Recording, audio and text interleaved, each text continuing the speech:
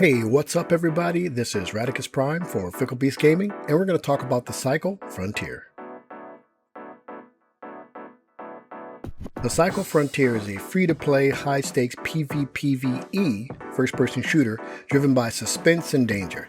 In it, you'll play a space prospector who hunts for resources and other riches on an abandoned alien world which is ravaged by deadly storms, inhabited by monsters, and you'll be frequently raided and attacked by other ambitious prospectors. I mean, can't we all just get along? Well, not in this game, trust me. The closed beta playtest can be found on Steam and Epic Games Store for PC, and players can sign up for the test right now, which goes all the way through November 8th, and you can expect to be invited to all future playtests as well. So get on there. I'll put a link down in the description, to make it a little bit easier for you. Now, while the last one was a Battle Royale, Frontier is an EFT/Battle Royale. EFT meaning an Escape from Tarkov type game, which that was new to me too, but some people consider this to be Space Tarkov. So if you love Tarkov, you should give this one a look. And I feel like I've said Tarkov so many times it feels weird. Tarkov. So what is the difference between the Cycle and the Cycle Frontier? Well, longtime The Cycle players might attest to the game's transformation into Frontier being a huge plot twist. The new game is way more obstacles for noob entry than its predecessors, but despite this, the Cycle Frontier is a far superior game in almost every way. The number of players participating in the closed beta is listed on Steam is steadily increasing, and you can only play it on PC, currently at least. There's no Xbox, PlayStation, or other console versions of the game. They haven't been confirmed yet, but given that the original Cycle was never released on any of those platforms either, I'm pretty sure it's safe to assume that you'll never see this on console. So, in the Cycle Frontier, you start in a space station where you have three factions, the Korolev, Osiris, and ICA. And you can accept missions from those factions to raise your reputation with them, therefore getting better weapons. And it adds a unique crafting element to the game where you can upgrade your personal quarters, the weapons you have, by collecting resources, killing monsters. And it does have a, standard tier system for all your equipment, blue, green, purple, etc.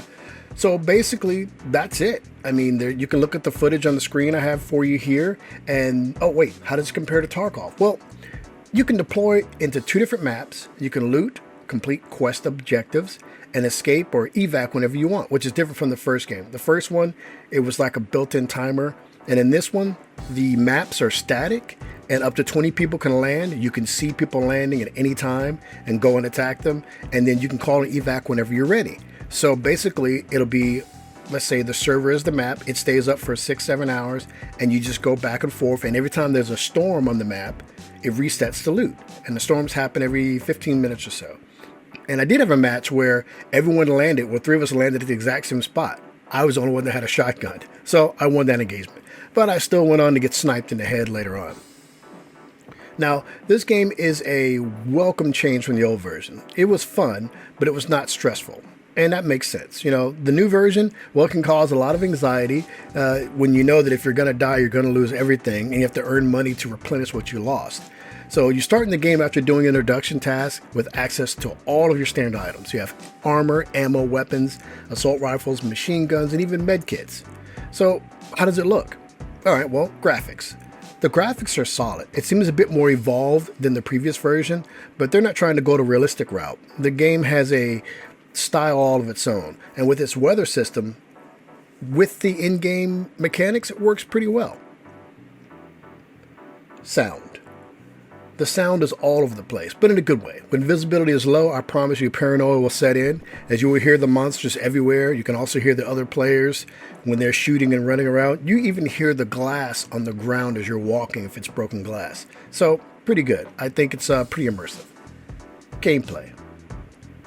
The movement of the game seems a bit slow and a little janky at times, and attacking the PvE monsters seems like it takes longer than it should, like the weapons don't have enough punch. The developers still have plenty of time to fix this, and I find that I like it now, so if they can find that sweet spot, it shouldn't be an issue, and they have plenty of time. The game's not releasing until 2022, early next year, I think Q1. So, bottom line up front, is this game worth it? It could be punishing, but it could also be rewarding. It is definitely a contender. And since it's going to be released in early 2022, it might give you something to do for the year. So for now, if you want to get your feet wet, click on the link in the description, request access for the beta, and remember, it's going to be going until November 8th. And also, if you want, leave a comment down below. Tell me how you like it. I might give you one of my friend keys if you leave a comment down below. So, okay, well, that's all for me. Take a look at some game footage I'm going to leave you here at the end of the video. Hope to see you guys next time. Hope to see you in the game. Thanks for stopping by. Catch you later.